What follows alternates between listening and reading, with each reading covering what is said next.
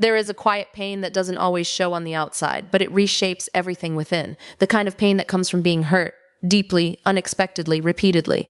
And after that pain, a question begins to echo in the heart.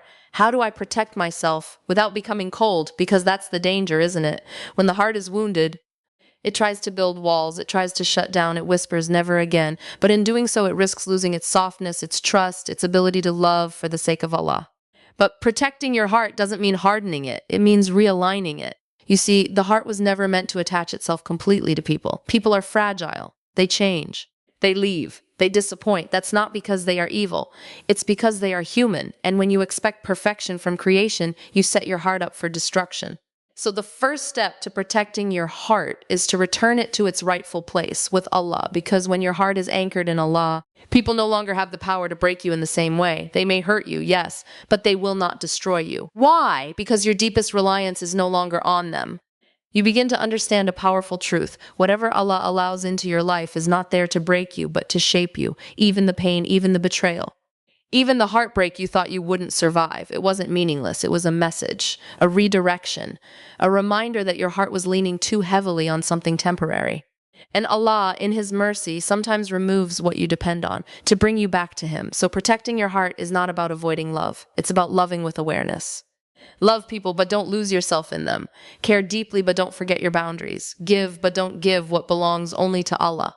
There is a difference between having a soft heart and having an unguarded heart. A soft heart feels, forgives, and loves for the sake of Allah.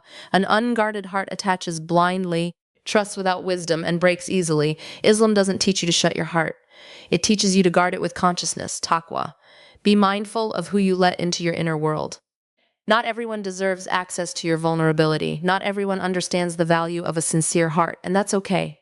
Protecting your heart also means learning from your past, not living in it. Don't ignore the lessons your pain taught you. If someone showed you patterns of harm, believe those signs. If a situation pulled you away from Allah, recognize it. Growth means you don't repeat the same emotional mistakes under the disguise of hope. Because hope without wisdom leads to repeated heartbreak. But here's the balance. Don't let your past pain make you cynical. Don't let it convince you that everyone will hurt you. That love is always dangerous. That trust is always foolish. That's not protection, that's fear. And fear can imprison the heart just as much as pain. Instead, walk forward with a heart that is healed, not hardened. A heart that says, I trust Allah more than I fear people. I love, but I don't depend. I give, but I don't lose myself. And most importantly, learn to turn your pain into connection with Allah. Every tear you cried, He saw it. Every silent heartbreak, He heard it. Every moment you felt alone, He was closer than you realized. So instead of letting your pain close your heart, let it open your heart to Him. Because the safest place for your heart is not in the hands of people. It's in the remembrance of Allah. And when your heart finds peace there, something beautiful happens. You stop fearing heartbreak the same way because you realize nothing that happens to you is outside of His wisdom, and nothing He decrees is without purpose. So protect your heart, not by shutting it down, but by lifting it up and it in faith. Guard it with wisdom, heal it with remembrance, and trust this. The heart that is connected to Allah may bend, may ache, may even break for a moment. One of the deepest reasons hearts continue to break is because they are placed in the wrong hands.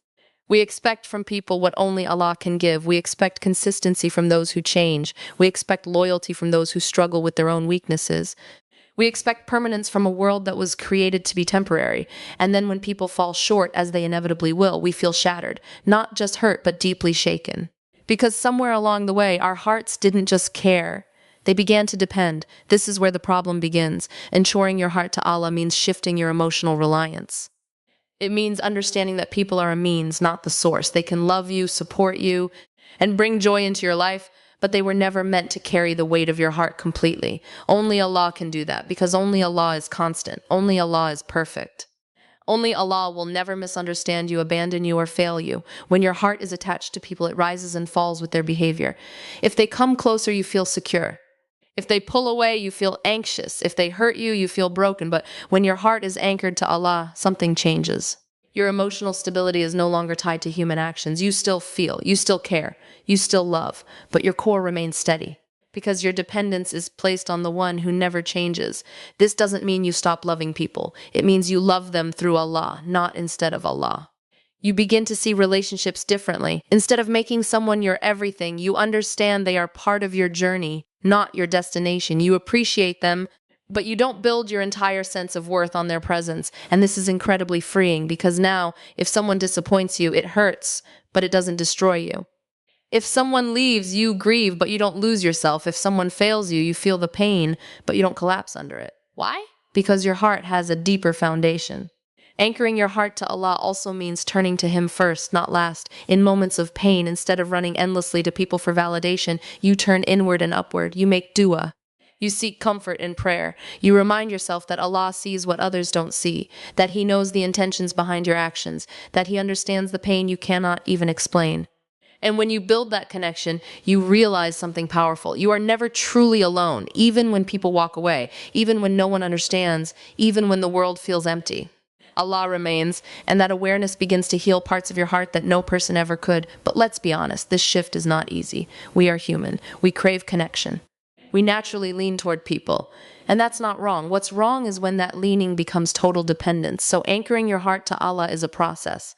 It's a conscious effort to remind yourself again and again, my peace comes from Allah, not from people.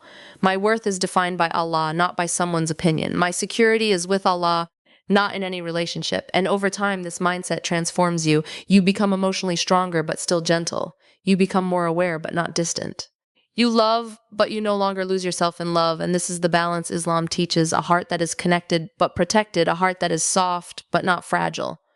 A heart that belongs fully to Allah and therefore can never be completely broken by people, because when your heart is with Allah, even pain becomes a path back to Him.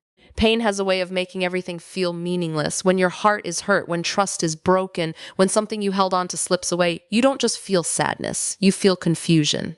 You ask questions that seem to have no answers. Why did this happen? Why me? What was the point of all this? And in those moments, pain can either pull you closer to Allah or push you further away. The difference lies in how you understand it.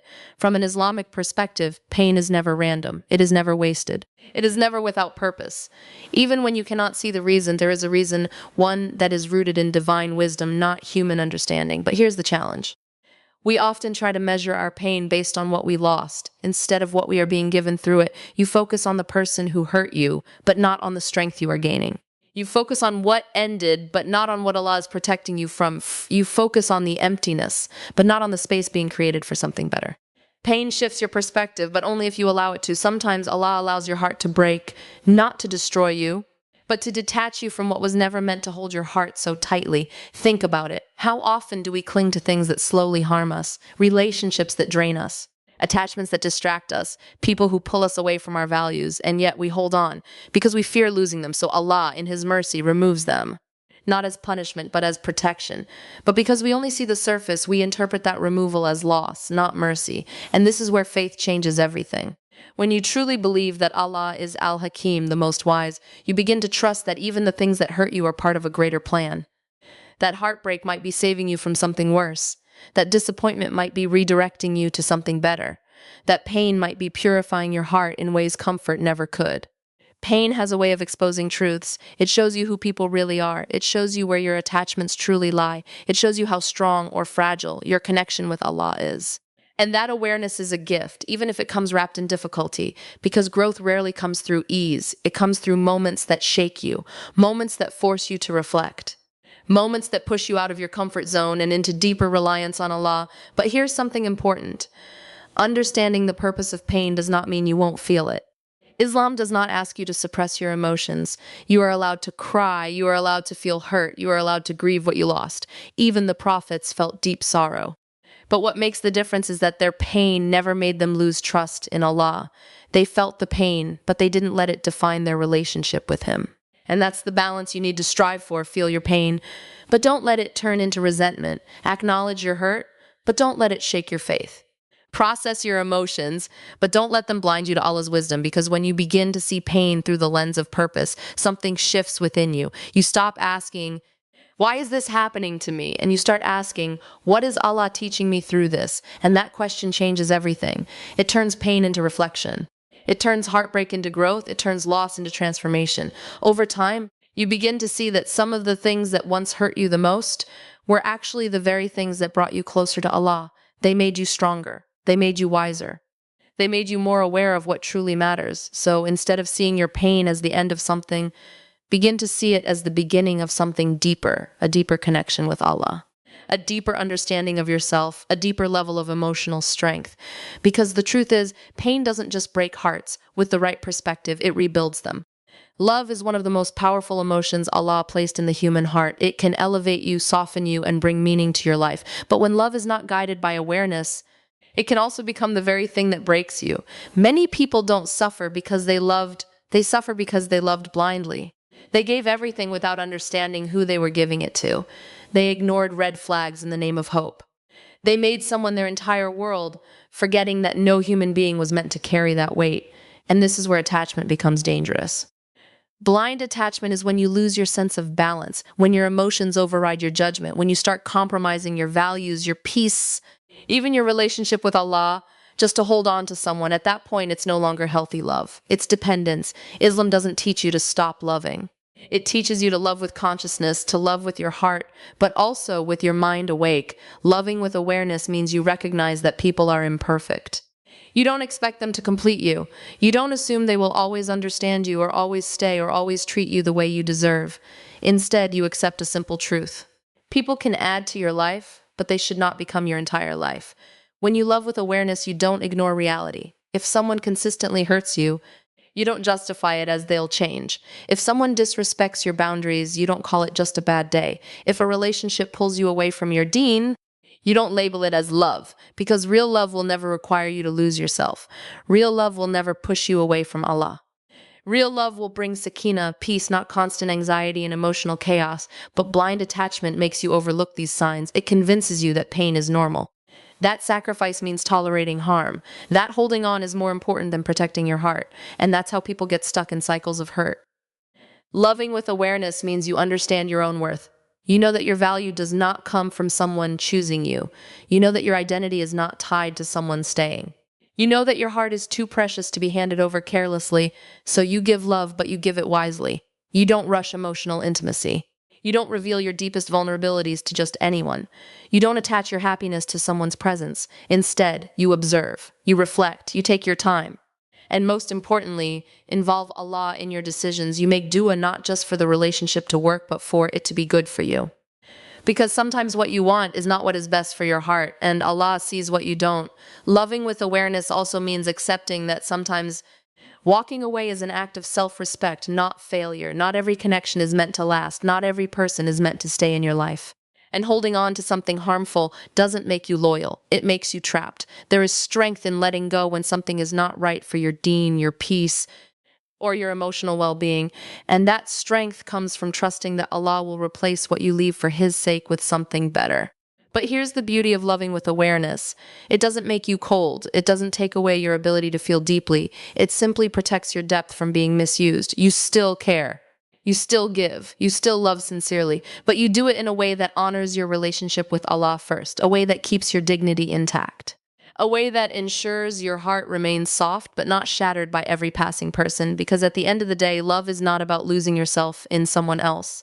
It's about finding a connection that brings you closer to Allah, not further away. So love, but love with clarity. Love, but love with boundaries.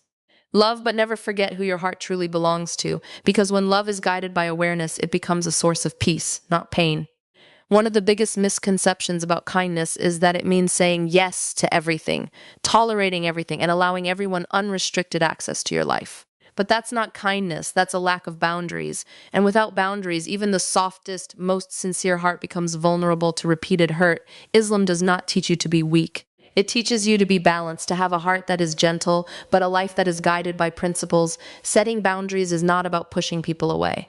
It's about protecting what Allah entrusted you with, your heart, your peace, and your faith, because not everyone who enters your life will respect those things.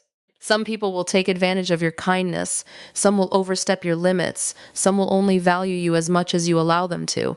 And if you don't define your boundaries, people will define them for you. That's why guarding your heart requires clarity. You need to know what you will accept and what you will not. What brings you peace and what consistently disturbs it, what aligns with your deen and what pulls you away from it. Boundaries begin with self-respect. When you recognize your worth, you stop allowing behavior that diminishes it. You stop justifying disrespect. You stop making excuses for patterns that hurt you. Instead, you become firm, not harsh, but clear. You understand that saying no is sometimes necessary, that stepping back is sometimes healthier than holding on. That distancing yourself from certain people is not a sin. It's a form of self-protection, and this is where many people struggle. They feel guilty for setting boundaries. They think, what if I hurt them? What if they leave? What if I seem too harsh? But here's the truth. If protecting your peace causes someone to leave, then their presence was already costing you too much. Healthy relationships respect boundaries. They don't pressure you to compromise your values. They don't make you feel guilty for needing space. They don't demand access to every part of your life. So when someone reacts negatively to your boundaries, it reveals something important. It shows you where they stand. Boundaries also protect your emotional energy. Not every conversation deserves your attention. Not every conflict deserves your response. Not every person deserves your vulnerability. You don't have to explain yourself to everyone. You don't have to engage in every argument. You don't have to carry the weight of other people's expectations. Sometimes guarding your heart means choosing silence. Sometimes it means walking away quietly. And sometimes it means limiting how much of yourself you give, because your energy is not endless. Your heart is not meant to be drained by constant emotional exhaustion. And here's something important. Boundaries are not just about others. They are also about you. You need to set boundaries with your own habits. Don't allow yourself to overattach too quickly. Don't ignore red flags because you're afraid of losing someone. Don't keep revisiting places or conversations that reopen old wounds. Guarding your heart requires discipline from within, not just protection from outside. And yes, setting boundaries may feel uncomfortable at first. You may worry about how others will react. You may feel like you're changing too much. But in reality, you're not becoming a different person. You're becoming a healthier version of yourself, a version that values peace over approval, a version that prioritizes faith over temporary emotions, a version that understands that not everyone deserves full access to your heart. And the most beautiful part? When you set boundaries for the sake of Allah, He places barakah in your life. He replaces draining relationships with peaceful ones. He removes confusion and replaces it with clarity. He strengthens your heart in ways you didn't expect. So don't be afraid to guard your heart, not by closing it completely, but by protecting who and what is allowed inside. Because a heart that is guarded with wisdom is a heart that remains soft, strong, and at peace. One of the most delicate balances in healing is this. How do you remember what hurt you without letting it poison who you become? Because pain has two very different paths. It can either refine you or harden you. And the difference lies in how you carry your past. When you've been hurt, it's natural to replay the memories, to think about what went wrong, to question your choices, to feel anger, regret, even disappointment in yourself or others. But if you're not careful, those reflections can slowly turn into bitterness. You start assuming the worst about people. You expect betrayal before trust. You close your heart not out of wisdom, but out of fear. And this is where healing quietly turns into damage. Because bitterness doesn't protect your heart, it traps it. It keeps you emotionally stuck in a place that no longer exists. Islam does not teach you to forget your past as if it never happened. Your experiences matter. Your pain matters. The lessons you gained, they are part of your growth. But Islam also doesn't allow you to let that pain define your future. You are not meant to carry resentment forever, because resentment is heavy. It drains your energy. It clouds your judgment. It steals your peace long after the actual hurt has passed. And sometimes the person who hurt you moves on while you're still carrying the weight of what they did. So learning from the past means extracting the lesson without holding on to the emotional poison. It means asking yourself, what did this experience teach me about people? What did it teach me about myself? Where did I ignore signs I shouldn't have ignored? What would I do differently next time? These questions bring clarity. They turn pain into wisdom. They help you grow into someone who is more aware, more grounded, more emotionally intelligent. But bitterness asks different questions. Why are people like this? Why does this always happen to me? Can I ever trust anyone again? And those questions don't heal you. They keep you stuck. So the goal is not to erase your past. The goal is to reframe it. Instead of seeing yourself as someone who was simply hurt, begin to see yourself as someone who learned, someone who became stronger, someone who now recognizes patterns more clearly, someone who understands their worth more deeply. And part of that growth involves forgiveness, not necessarily reconciliation, but forgiveness.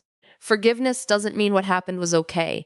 It doesn't mean you allow the same person back into your life. It doesn't mean you ignore justice or accountability.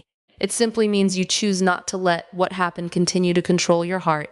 You release the burden. You stop replaying the pain. You let go, not because they deserve it, but because you deserve peace. And this is incredibly freeing, because when you forgive, you take your power back. You are no longer tied emotionally to the one who hurt you. You are no longer carrying a wound that keeps reopening. You are moving forward. But here's the key. Moving forward doesn't mean becoming naive again. It means becoming wiser. You trust, but you don't rush. You love, but you observe. You give, but you maintain your boundaries. You don't repeat the same mistakes under the illusion that this time will be different without any real change, because growth means your future choices reflect your past lessons. And when you reach this stage, something beautiful happens. Your past no longer feels like a burden. It becomes a teacher, a guide, a reminder of how far you've come. So don't let your past turn you into someone bitter, closed, or fearful. Let it turn you into someone who is aware, balanced, and emotionally strong. Because the believer is not someone who is never hurt. The believer is someone who rises after being hurt with more wisdom than before. So carry your lessons, but leave the bitterness behind because your heart deserves healing, not a lifetime of hidden wounds. There comes a point in every pain where people can no longer help you. They can listen, they can comfort you, they can try to understand. But there is a depth of hurt that no human being can fully reach, a place inside your heart that only Allah knows. And it is in that place where true healing begins. Because healing is not just about time passing. It's not just about distractions or moving on. Real healing is about what fills the space that pain leaves behind. If that space is filled with more attachment to people, more distractions, more noise, the pain may fade temporarily, but it never truly leaves. But when that space is filled with connection to Allah, something deeper happens. The wound doesn't just close, it transforms. Turning your pain into connection with Allah means you stop seeing your hardship as something that distances you from Him and start seeing it as something that brings you closer. Instead of asking, why did this happen to me? You begin to say, Ya Allah, help me through this. Instead of feeling alone in your struggle, you begin to feel accompanied. Because you realize that every tear you shed was seen, every silent prayer you whispered was heard, every moment you felt broken was known by the one who created your heart. And that awareness changes the way you experience pain. You are no longer carrying it alone. One of the most powerful ways to heal is through salah, prayer. Not just as a routine, but as a refuge. When your heart feels heavy, when your chest feels tight, when your thoughts become overwhelming, stand before Allah, not with perfect words, not with long supplications. Just stand, because sometimes the most sincere connection comes from simply being present before Him. Let your sujud, prostration, become the place where you release everything you've been holding inside. Cry if you need to. Speak to Allah in your own words. Tell Him what hurt you, even though He already knows, because in that moment, you're not just praying, you're unloading your heart to the one who can heal it. And then there is dhikr, the remembrance of Allah.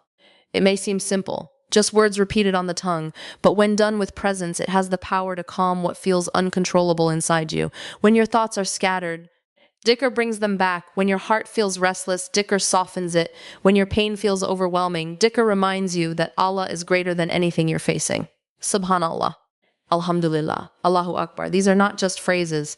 They are anchors for your heart. And then there is dua. Never underestimate the power of calling upon Allah sincerely.